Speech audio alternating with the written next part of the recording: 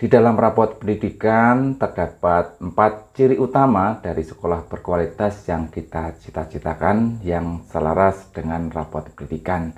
Yang mana yang pertama adalah tentang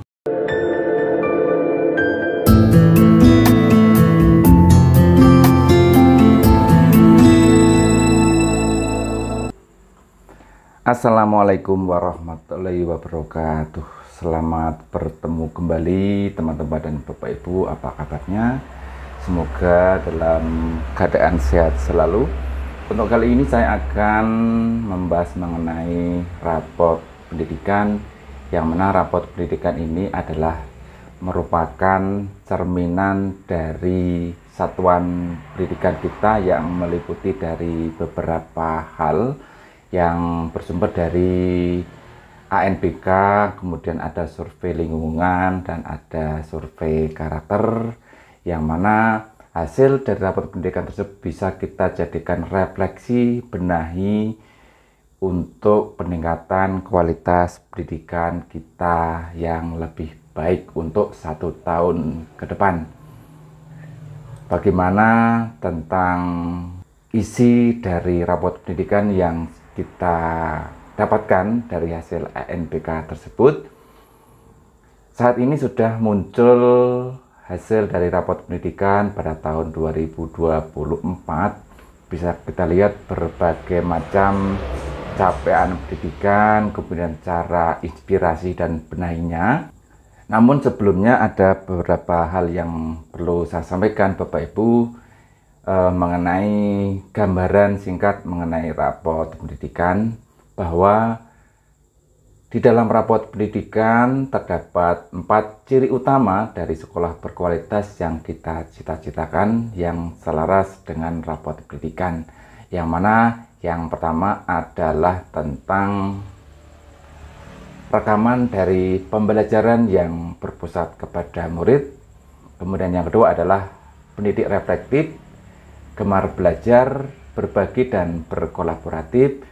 Yang ketiga adalah iklim sekolah yang aman, inklusif, dan merayakan kebinekaan. Kemudian yang keempat adalah kepemimpinan untuk perbaikan layanan berkelanjutan. Jadi rapot pendidikan ini merupakan bagaimana kita mengelola satuan pendidikan dari berbagai hal yang merupakan cerminan. Nanti kita bisa mengevaluasi, kemudian mengidentifikasi, merefleksi agar bagaimana kita meningkatkannya menjadi lebih baik. Siklus peningkatan kualitas layanan satuan pendidikan yang berkelanjutan merupakan kunci mewujudkan sekolah yang kita cita-citakan. Nah, di mana peran pengawas dan penilai sekolah menjadi pendamping dan fasilitator bagi kepala sekolah. Dan di sini kepala sekolah memerlukan kompetensi dan alat bantu untuk mengimplementasikan setiap tahapan pada siklus ini, didampingi oleh pengawas sekolah yang mumpuni. Ada 4 tahap di dalam membaca rapot pendidikan ini. Yang pertama adalah identifikasi, kemudian ada refleksi, yang ketiga adalah benahi perencanaan, kemudian yang keempat adalah benahi implementasi. Pada tahap identifikasi, kita mengumpulkan dan memaknai data kondisi layanan sekolah. Yang kedua, pada tahap refleksi, kita menetapkan prioritas peningkatan layanan yang paling menjadi kebutuhan. Yang ketiga, pada tahap benahi perencanaan, kita merencanakan upaya peningkatan layanan. Jadi dari refleksi tersebut nanti kita akan merencanakan kegiatan atau layanan untuk meningkatkan kualitas tersebut. Yang keempat dan yang terakhir adalah benahi implementasi. Dalam tahap ini kita melakukan implementasi dan evaluasi hasilnya secara berkala. Pada diagram ini Bapak Ibu menjabarkan ada 8 aksi yang merupakan detail dari IRP atau siklus peningkatan kualitas layanan satuan pendidikan, yang mana diawali dengan ANBK, itu asesmen nasional, sebagai upaya untuk mendapatkan data layanan. Jadi sumber utama pada awalnya adalah ANPK, Bapak Ibu dan teman-teman. Selanjutnya, sesudah rapot pendidikan keluar dari hasil ANPK yang kita laksanakan, maka selanjutnya kepala sekolah memimpin diskusi bersama warga sekolah untuk mengidentifikasi kondisi layanannya menggunakan rapot pendidikan dan sumber data lain. Jadi, memimpin diskusi ini bisa kita laksanakan pada forum komunitas belajar di sekolah, Bapak Ibu ya. Kita diskusikan bersama-sama, kita buka bersama, kita IRB-kan, kita identifikasi, kita refleksi, dan kita benahi. Langkah selanjutnya adalah kepala sekolah memimpin refleksi penentuan fokus peningkatan layanan untuk setahun ke depan. Jadi sudah melakukan identifikasi, kemudian kita merefleksi bagaimana kita meningkatkan dan kegiatan-kegiatan apa yang akan kita lakukan. Langkah selanjutnya adalah bersama warga sekolah, kepala sekolah memimpin penyusunan perencanaan pembelajaran di tingkat satuan dengan menggunakan kurikulum merdeka. Hasilnya dituangkan ke dalam kalender akademik untuk didukung bersama. Direncanakan, Bapak Ibu. Dari hasil itu direncanakan kapan eksekusinya, kegiatannya apa. Langkah kelima adalah memetakan kebutuhan peningkatan kompetensi agar PTK mampu melaksanakan perbaikan layanan. Yang keenam adalah mereka program kegiatan serta anggaran dalam rencana kegiatan tahunan dan rancangan dalam RKAS. Itu pada tahap benahi perencanaan. Pada tahap keempat, Bapak Ibu, yaitu benahi implementasi, kegiatannya adalah implementasi rencana pada tahun ajaran baru dan memanfaatkan komunitas belajar untuk meningkatkan kompetensi PTK. Utamanya untuk memfasilitasi pembelajaran berpusat pada murid dengan menggunakan kurikulum merdeka. Dan langkah yang terakhir adalah revisi perencanaan dan penganggaran berdasarkan hasil refleksi dari dan kebutuhan yang baru diketahui setelah implementasi berjalan. Jadi bagaimana kita memperbaiki kualitas layanan untuk satuan pendidikan kita itu bermula dari identifikasi di rapot pendidikan.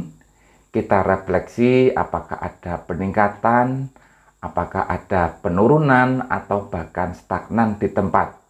Kemudian kita petakan kebutuhan peningkatan apa sih yang harus kita rencanakan agar PTK mampu melaksanakan perbaikan layanan.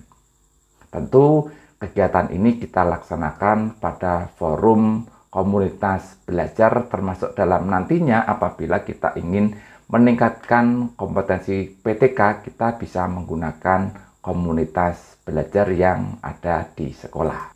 Baik Bapak Ibu, akan saya coba untuk membuka bagaimana rapot pendidikan kita. Bisa kita login menggunakan akun guru maupun akun kepala sekolah. Dalam tampilan rapot pendidikan kita merupakan hasil dari situasi yang dihadapi oleh satuan pendidikan kita saat ini.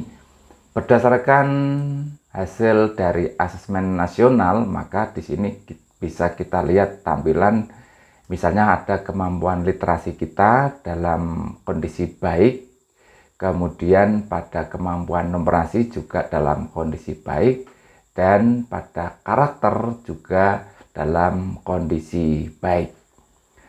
Pada kemampuan literasi kita mengalami kenaikan dalam capaian naik 30,36% dari tahun lalu, yaitu tahun 2023. Kemudian pada kompetensi kemampuan numerasi juga mengalami capaian naik 49,4% dari tahun 2023. Kemudian pada karakter lingkungan juga kita mengalami kenaikan 5,41% dari tahun 2023. Nah, kalau kita ingin apa sih artinya capaian saya, ini juga bisa kita lihat deskripsinya. Kemampuan literasi sekolah, kemudian ada bagaimana cara mengukurnya, kemudian baik itu 87,5% itu artinya apa, di sini bisa kita baca dan kita bisa pelajari. Selanjutnya, untuk mempelajari akar permasalahan bisa kita klik di sini Bapak Ibu. Akar permasalahannya bagaimana? Kita bisa melihat detail dari permasalahan di sini. Dari beberapa instrumen yang ada di dalam ANBK, Asesmen Nasional itu, jadi ada detail dari permasalahan yang bisa kita pelajari. Yang pertama mengenai detail pengalaman kekerasan seksual peserta didik. Nah, di sini ada juga deskripsinya bagaimana kita nanti mengidentifikasi dan mempelajarinya. Kemudian pada aspek kesejahteraan psikologis atau well-being peserta didik, detailnya juga bisa kita pelajari. Di sini misalnya ada kesejahteraan psikologis, well-being peserta didik artinya apa? Kemudian bagaimana cara mengukur capaiannya dan nilai capaian kesejahteraannya sampai di posisi berapa kita.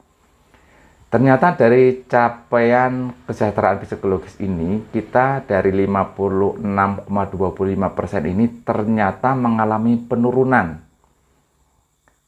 sebesar 5,96% dari tahun lalu, yang 62,21. Nah, dari sini nanti kita bisa mengidentifikasi dan merefleksi bagaimana sih kok bisa turun dan bagaimana sih untuk meningkatkannya. Yang ketiga misalnya pemahaman tentang sikap guru, tentang rokok, minuman keras, dan narkoba. Nanti juga ada deskripsinya dan nilai capainya adalah 56,86% walaupun dalam kategori baik, tapi di sini mengalami penurunan 18,32% dari tahun lalu yang 75,14%. Nah, ini di sini juga ada detail dari permasalahannya, kemudian bagaimana kita mempelajari, kemudian mengidentifikasi.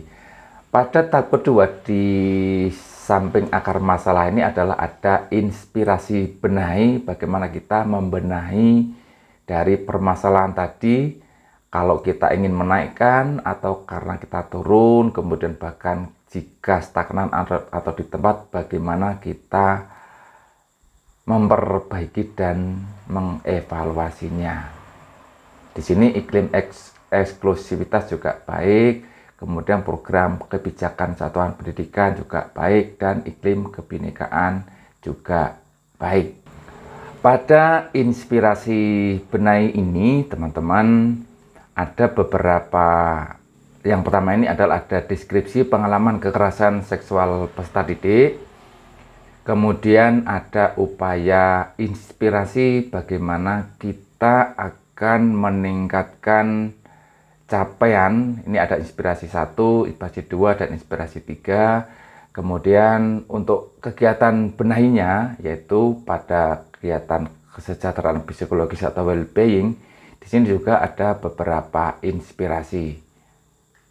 Nah, kemudian kalau kita ingin kembali kepada halaman depan, kita akan bisa mengunduh dari rapot pendidikan sebagai hasil dari asesmen nasional. Itu bisa kita klik unduh di sini, Bapak Ibu.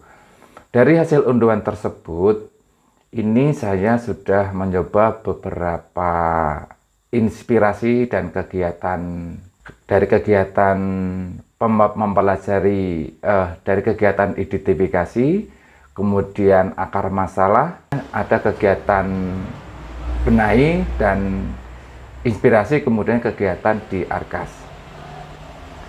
Misalnya pada identifikasi kualitas pembelajaran, Bapak Ibu, di sini ada akar masalahnya adalah pada metode pembelajaran, dan bagaimana kalau metode pembelajaran ini berarti ada kaitannya dengan peningkatan kompetensi GTK dan kebijakan yang menunjang aktivitas kognitif. Nah, kegiatan inspirasinya adalah kepala sekolah mempelajari metode pembelajaran interaktif sebagai bagian dari kualitas pembelajaran. Nah, dari kegiatan ini, kepala sekolah bisa merencanakan kegiatan peningkatan kompetensi PTK melalui kegiatan kompel di sekolah misalnya. Nah, dari implikasi itu, maka bisa kita anggarkan melalui melalui anggaran di Arkas yang bisa kita biayai melalui dana operasional sekolah atau BOS. Jadi dari inspirasi ini kita bisa merencanakan kegiatan apa, atau jika diperlukan sarana dan alat penunjangnya maka bisa kita anggarkan, bisa kita rencanakan membeli sesuatu sehingga nanti pembiayaannya bisa kita ambilkan dari bantuan operasional sekolah atau BOS. Jadi dari beberapa identifikasi kemudian akar masalah ini sudah saya coba merangkum Bapak Ibu untuk memudahkan di dalam perencanaan kegiatan, kemudian di dalam rangka jenis kegiatannya apa, kemudian kita rencanakan juga di dalam anggaran belanja sekolah dalam 1 tahun ke depan. Jadi Bapak Ibu, begitu pentingnya bagaimana kita mempelajari rapot pendidikan sebagai hasil dari asesmen nasional yang kita laksanakan dengan melibatkan peserta didik dan teman-teman guru dan tenaga kependidikan. Jadi demikian Bapak Ibu, sedikit yang saya sampaikan, semoga bermanfaat. Terima kasih. Assalamualaikum warahmatullahi wabarakatuh.